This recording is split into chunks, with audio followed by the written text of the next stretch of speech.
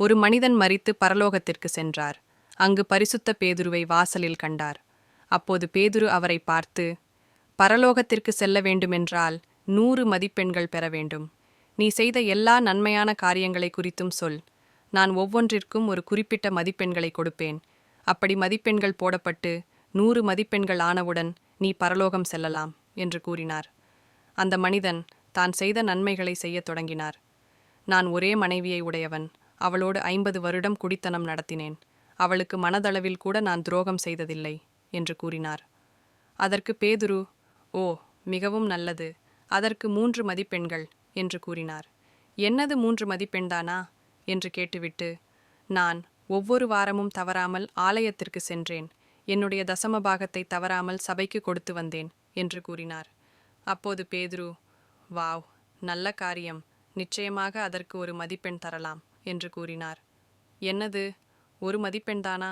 சரி, இதற்காகவா நான் வயதானவர்களுக்கென்று முதியோர் இல்லம் வைத்து அவர்களை இலவசமாக பராமரித்தேன் என்று கூறினார். அதற்கு பேதுரு, ஐயோ, நான் செய்த நன்மையான காரியங்களுக்கு இவ்வளவு மதிப்பெண்கள் தான் கிடைக்கும் என்றால் நான் பரலோகத்திற்கு செல்லவே முடியாது. யார்தான் செல்ல முடியும்? கர்த்தருடைய கிருபையினால் மாத்திரமே நான் பரலோகம் செல்ல முடியும் என்று கூறினார். அதை கேட்ட பேதுரு, நீ இப்போது உள்ளே செல்லலாம் என்று கூறினார். ஒருவரும் தங்களுடைய நற்செய்கைகளினாலே ஒரு காலும் பரலோகத்தை சென்றடைய முடியாது. நற்கிரியைகளினாலே பரலோகம் கிடைப்பதும் இல்லை. நாம் செய்கிற தான தர்மங்களும் கடவுளிடம் வேண்டி செய்கிற பொருத்தனைகளும் நம்மை ஒரு நாளும் பரலோகத்திற்கு கொண்டு சேர்க்காது. பரலோகத்திற்கு செல்ல வேண்டுமென்றால் நாம் இரட்சிக்கப்பட்டிருக்க வேண்டும். இரட்சிக்கப்படாமல் ஒருவரும் பரலோகம் செல்ல முடியாது, முடியவே முடியாது. இயேசு கிறிஸ்து கூறினார், நானே வழியும் சத்தியமும் ஜீவனுமாயிருக்கிறேன், என்னாலேயல்லாமல் ஒருவனும் பிதாவினிடத்தில் வரான். யோவான் 14:6 என்று திட்டவட்டமாக கூறினார். மற்றும் அவர், நானே வாசல், என் வழியாய் ஒருவன் உட்பிரவேசித்தால் அவன் இரட்சிக்கப்படுவான், அவன் உள்ளும் புறம்பும் சென்று மேய்ச்சலை கண்டடைவான். யோவான் 10:9 என்றும் கூறினார். அப்படி கிறிஸ்து கொடுக்கும் இலவசமான இரட்சிப்பை பெற்றவர்கள் மாத்திரமே நித்திய ஜீவனை அடையும் பாக்கியத்தை பெறுகிறார்கள்.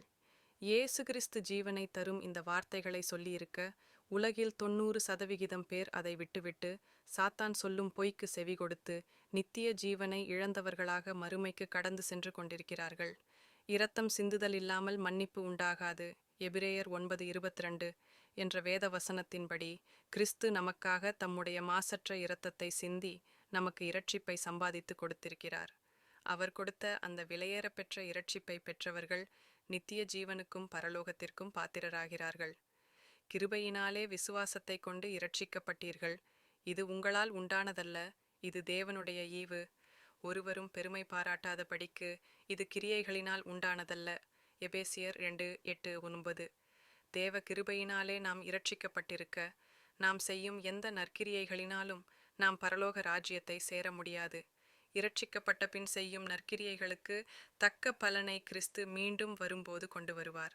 ஆனால் இரட்சிக்கப்படாமல் நாம் செய்யும் எந்த நற்கிரியைக்கும் எந்த பலனும் இல்லை. இரட்சிக்கப்பட்டு சோர்ந்து போகாமல் நற்கிரியைகளை செய்வோம். கர்த்தர் அதற்கு ஏற்ற பலனை நமக்கு நிச்சயம் தருவார். ஆமேன். அல்லேலூயா.